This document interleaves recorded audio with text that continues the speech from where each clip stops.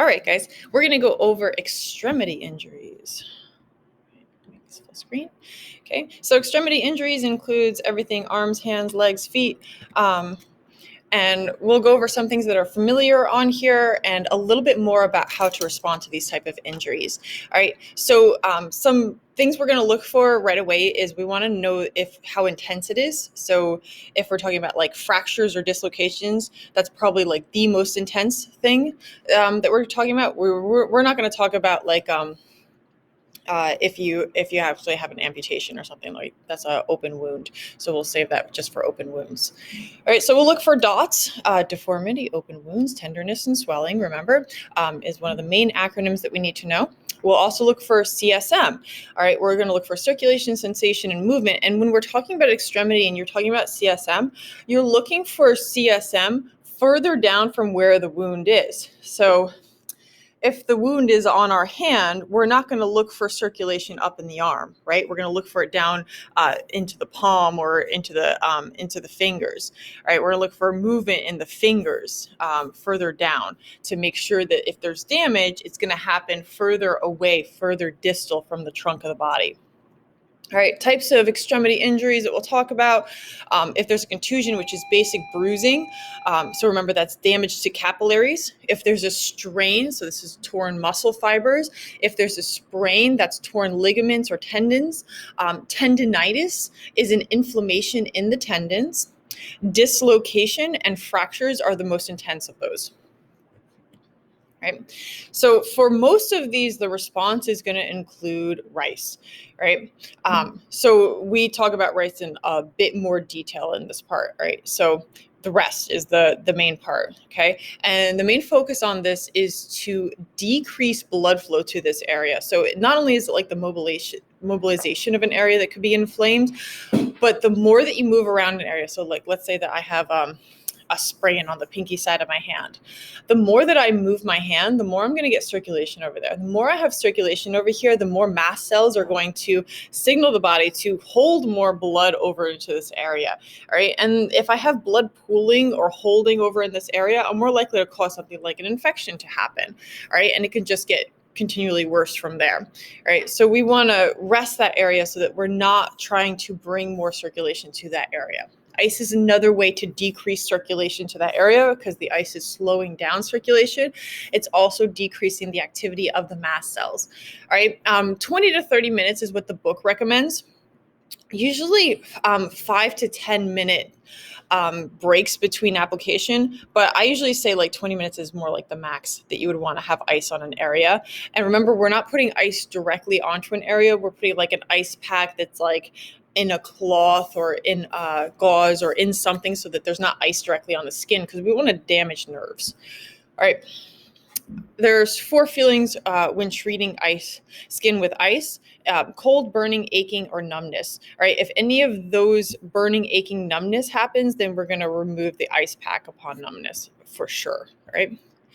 All right. So usually that's before the 20-minute mark. All right.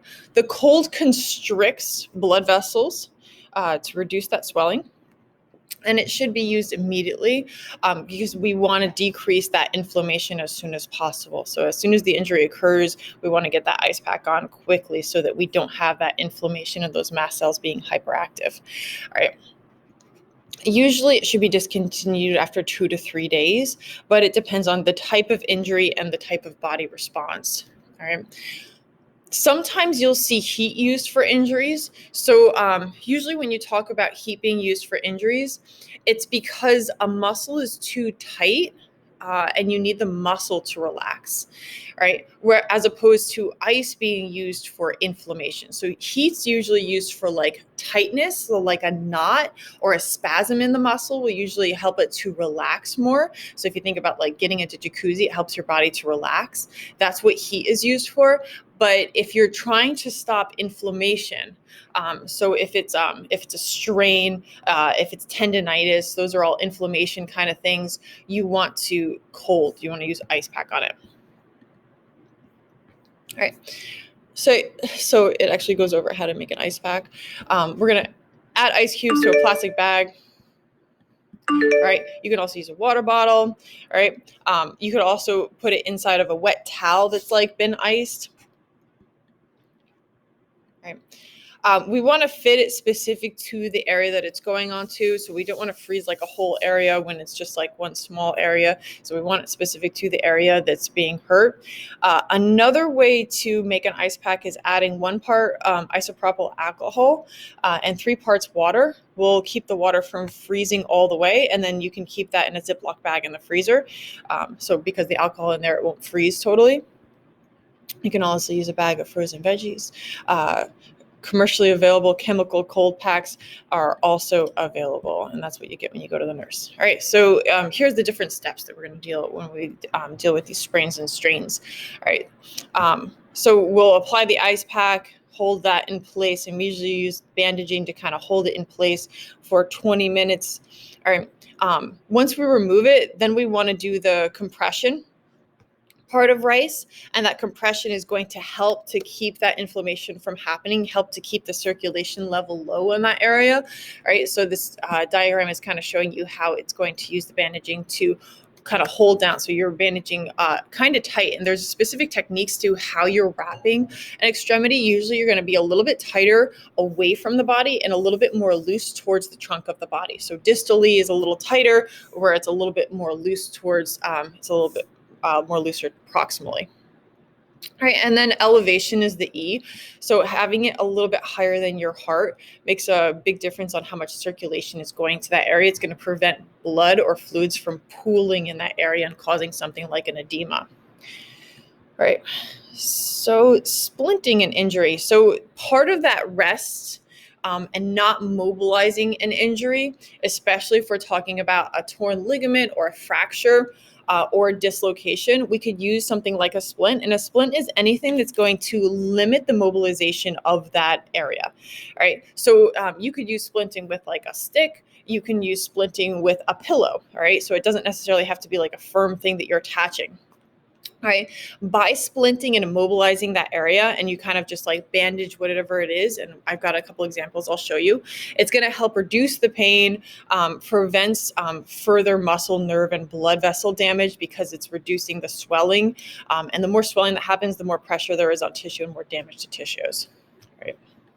So here's some examples of splints. So here's a pillow splint, right? So we would use a pillow splint for like a long kind of area. This would work out for like if it's a wrist injury or forearm injury or elbow injury, I could use a pillow splint for any of those. Here's a finger splint, and this is actually called a buddy splint because it's using one finger to kind of keep the other finger from moving too much. And this is a special material that's kind of bold, and it's called a SAM splint, right? And it's a little bit softer. Okay. Steps before splinting. All right. Make sure that you're using what you have in the area. You can make it from soft objects, including a pillow, blanket, or towel. And usually you want to use like a denser blanket. If you're using like a throw kind of blanket, you would want to use like a denser one if you have it available. You can even make one from like a folded newspaper or folded piece of paper if you're making like a finger splint. You want something like a little bit more rigid, or like a piece of cardboard next to the finger can help hold it in place. All right, if we have any open wounds, we're making sure that we stopped the bleed and bandage that wound before you do any kind of splinting, because stabilizing isn't as important as preventing the infection. Right? Then we're going to check for CSM. So when we're doing splinting and we're bandaging on a splint, we're not trying to cut off circulation. So you really don't want to cause numbness in any of the RICE procedures. Right? So they should still have sensation. If they had sensation before you started splinting, they should have sensation after you finish splinting. Right? And for circulation, you can actually see circulation. You guys have seen this before. If you put a rubber band tightly around your hand or your finger, it starts to turn purple. You should not see that happening if you're creating a splint. Right? Okay, so there's something called the rule of thirds to help with like figuring out how to do splinting. So you could divide each bone into 3 sections. And we're talking about bigger bones. We're talking about like the radius and the ulna, for example, or the humerus, for example. All right, if a bone is injured in the section near a joint, assume that the joint is affected and you're going to stabilize that joint as well. So let's say that I have an ulna injury right here, and it's on the lower third of my ulna, closer to my wrist, I'm going to stabilize the wrist too. Even though I think that it's just on the ulna, I'm also going to stabilize that wrist, because if it's injured, I'm going to prevent further injury by stabilizing it. All right.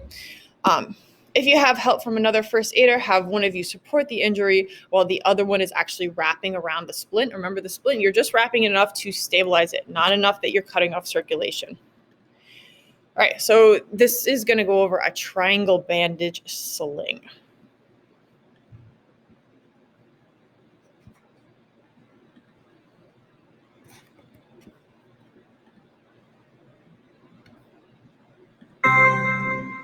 How to make a sling. Making a sling is a simple procedure, and it's very handy to immobilize an injured shoulder, arm, or collarbone. You will need a large piece of cloth, scissors, a long, thin piece of cloth. Optional, a long sleeve shirt or sweater. Step 1. Cut a large piece of cloth into a square that's at least 40 inches on each side. If necessary, dress any wounds or make a splint before putting the arm in a sling. Step 2. Fold the cloth diagonally in half, forming a triangle. Step 3. Drape the triangle so its base runs up and down the chest opposite the injured side, with the top corner dangling over and behind the shoulder on the uninjured side, and the bottom corner hanging below the waist. The corner opposite the base should wrap partway around the waist, lying between the torso and the injured arm's elbow. Step 4. Gently support the injured arm at the elbow across the torso. Step 5. Lift the bottom corner up so the sling now cradles the injured arm. The hand should extend just past the base of the triangle, and the elbow should be supported by the corner that's opposite the base. Drape that same corner you just lifted over and behind the shoulder above the injured arm. Step 6. Tie the two corners that are behind either shoulder to each other so they loop behind the neck, adjusting the knot so the elbow is bent at a right angle, not drooping low or pulled too high. If you don't have a piece of cloth available, you can use a long sleeve shirt or sweater. Simply tie the sleeves together behind the neck and anchor the arm with the body of the shirt. Step 7. To further immobilize the arm, wrap a long, thin piece of cloth around the body to keep the arm securely against the body. All right, so more splinting. If possible, place a hard material between both sides of an injury. So this could be like a stick, it could be a broken broomstick, right? Especially if there's bones involved and there's a concern of a fracture, right? So again, when we're supporting, we're going to make sure that it's firm enough that it's holding it in place, but not tight enough that it's cutting off that circulation or sensation, right? For any kind of spinal fractures, again, remember that we're going to not mobilize that person as much as possible, only if we have to mobilize them to keep them out of further harm's way. Right? You can stabilize if you need to move somebody with a possible spine strain. So we're not concerned about like spinal cord injury, but maybe they strained their back and they're having trouble moving around. If we have a heavy object on both sides of the body, or if you stack pillows on the sides of their body and you have them laying on their body, that can help them from moving around and bothering their spine and helping that area relax as much as possible. Same thing around the neck. All right, so this is going to go through some finger splinting.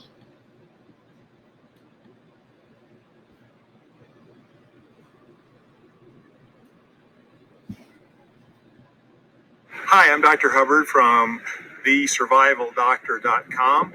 In some of my posts, I've been writing about finger injuries, and today I just wanted to show you specifically how you could splint them. So if you have a twig or a piece of metal or a tongue blade or a popsicle stick, any of those things would do. And I've got a kind of a popsicle stick thing here, a tongue blade thing here, and I will just put it like that and splint it.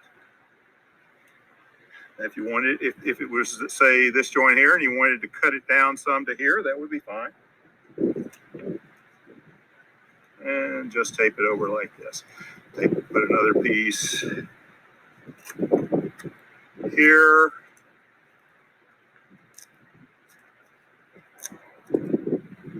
And that's got it. If you want to, if it's going to stay down here, you might want to put a piece around your hand. Okay, and that's all you have to do for that. But there's another way of splinting a regular finger injury. It's a little easier, and it gives you a little bit more mobility of the finger, or a little bit more function of the finger at least. And the way to do that is what we call a buddy splint. A buddy splint is simply taping the injured finger to an adjacent uninjured finger. You just tape below the injury and above the injury, and then you have some bend in the injured finger, and it gives it a little more function. This is only to use with stable injuries. If you have any question at all that is unstable or just doesn't feel right to you, then use the stick or metal instead. I want to tell you now how to splint a mallet finger injury. Mallet finger usually happens when something hits your finger straight on, any of the fingers, or you hit it. It brings the forcibly, when you have your finger straight like that, it pops it down like this, and it injures this tendon. It injures it, maybe tears it even. So the way you know you have that is if your finger, this joint won't move. No matter what you do, you can't raise your finger unless you try with your other finger or other something else like a table or something. In that instance, the finger's down like this, and you can raise it. You can flop it around like that just fine. But but you can't do it on your own with your own strength. Now, since this tendon here is the one that's injured, you want to keep the joint straight, completely straight, for several weeks. And I write about that on my post. But what we would do here is we would cut, we've got another popsicle cut, we would measure so that we include this bone and this bone.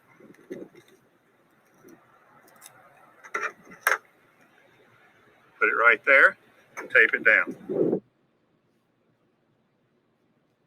You want to keep it straight. And even you're going to probably have to change the bandage several times. If you do, unwrap it, or you keep it on a table.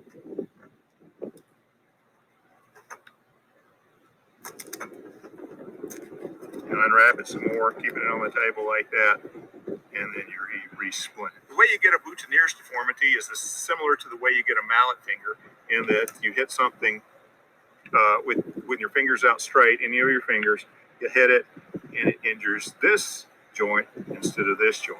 Also, something could hit you, same way. What happens is this tendon gets injured. The boutonniere's injury is going to look like this. This joint's usually going to be extended. You straighten it out. You get some sort of a stick or some sort of thing that, like a tongue blade I have here. You measure it to size. You tape this part of your bone that's nearest to or farthest away from the finger, from the joint, and the one that's nearest to the joint. And so then you tape it straight like that, and you're going to keep it there for several weeks. All right, and we've got one more, and that's a tourniquet. So a tourniquet is something that we're going to use if there's hemorrhaging, if there's bleeding out, and it's uncontrolled bleeding out, and it can't be stopped. So they're going to go over how to use a tourniquet that like you can buy and have like on your persons as like part of like your first aid kit that you keep. But we'll also talk about how you can use just a bandage and a pencil, or a piece of fabric and a pencil. Oops.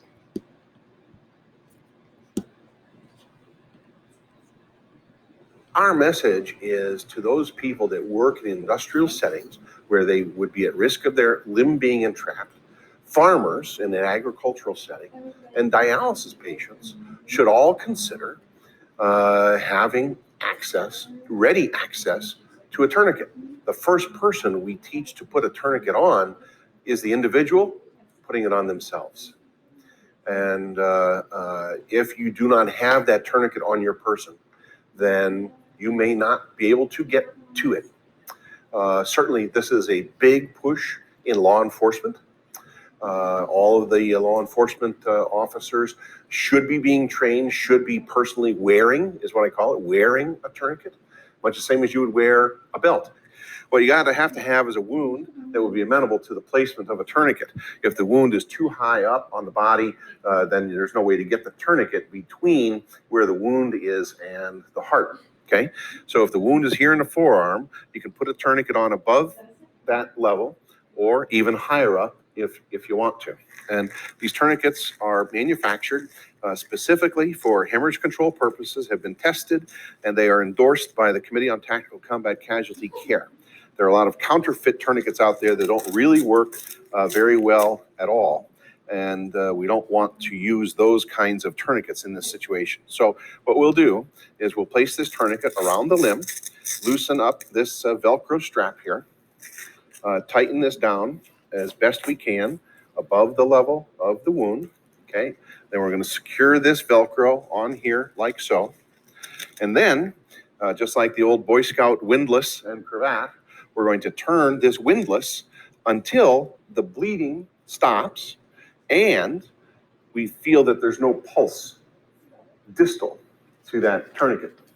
And then we'll secure this in place, and then we'll monitor this wound to make sure that as the patient improves and the blood pressure goes up, that she doesn't start to re-bleed. We're not going to leave this on for hours and hours. We're going to rush this patient to definitive care at a trauma center, and we'll get control over that bleeding, get rid of the tourniquet, and then restore perfusion to the hand. But right now, there's no blood flow getting in down here because we have this tightened up. So the rule that we use for taking the tourniquet down is at the definitive care site. Don't take it down beforehand. We're not going to talk about taking down the tourniquet because you guys are just interested in putting it on, right? All right, and get out of here. And we're going to stop there.